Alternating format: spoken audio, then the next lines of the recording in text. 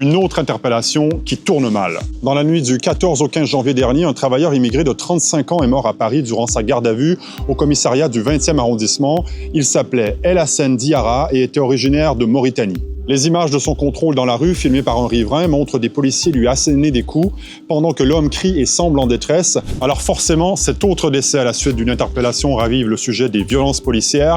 Une manifestation a donc lieu aujourd'hui à Paris. Les gens vont marcher du foyer de travailleurs où ils vivaient jusqu'au commissariat du 20e arrondissement.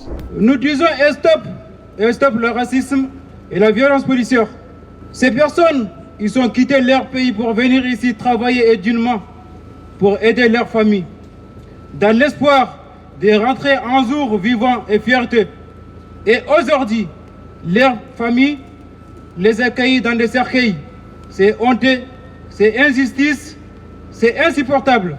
L'interpellation a donc eu lieu ici devant le foyer de travailleurs migrants dans la nuit du 14 au 15 janvier dernier et ce sont ces images filmées par un riverain qui suscitent l'indignation. On voit des policiers en train de porter des coups à un homme par terre. Selon la police, El Hassen aurait été interpellé après avoir été vu en train de rouler un joint, ce que nie la famille. Le son de la vidéo laisse entendre des gémissements, voire les mots « vous m'étranglez » assure la famille du défunt.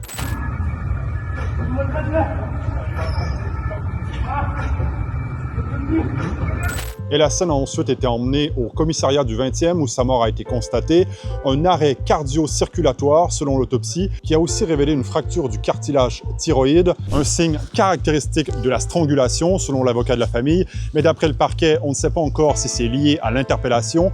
D'autres analyses sont à venir. Pourquoi ça vous touche cette histoire particulièrement ? Parce que c'est pas la première fois que quelqu'un subit des violences policières sans aucune justification de cette manière. C'est tout le temps des personnes racisé, même si j'aime pas le terme. Un homme se fait interpeller, il meurt. Il n'y a pas d'autre message que c'est juste impensable. On a le sentiment qu'il y a une ambiance d'impunité, quoi. Maintenant, on ne sait même plus si nous sommes dans un état de droit ou pas, parce qu'on ne peut pas circuler comme on veut, on se fait contrôler à n'importe quel moment.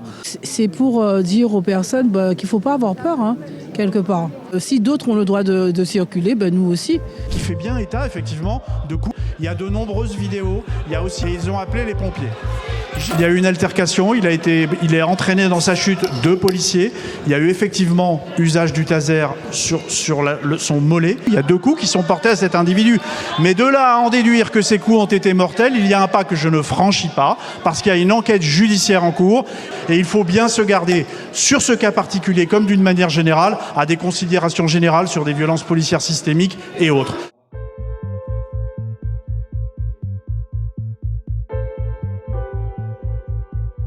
El Hassen vivait depuis plusieurs années dans ce foyer de travailleurs migrants. Ceux et celles qui l'ont côtoyé décrivent quelqu'un de calme, de gentil, un peu dans son monde. Personne ne comprend vraiment comment il a pu se retrouver dans une telle situation, maîtrisée brutalement par la police. Moi, j'ai vécu au foyer pendant 10 ans et El Hassen y vivait pendant 4 ans.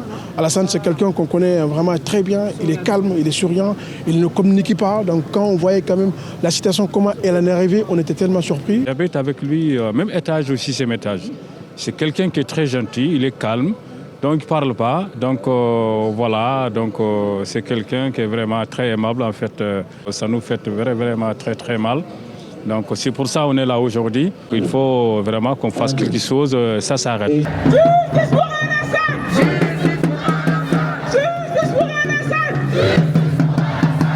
marchons pour toutes les victimes qu'il y a eu avant. Nous marchons parce que nous sommes les voix vivantes de toutes les victimes. Aujourd'hui, ces policiers doivent être mis en examen. Ces policiers doivent aller en garde à vue. On ne peut pas tuer un homme et qu'il ne se passe rien en France. Il y a un réel problème si la police n'arrive pas à interpeller quelqu'un sans violence et qu'elle finisse morte.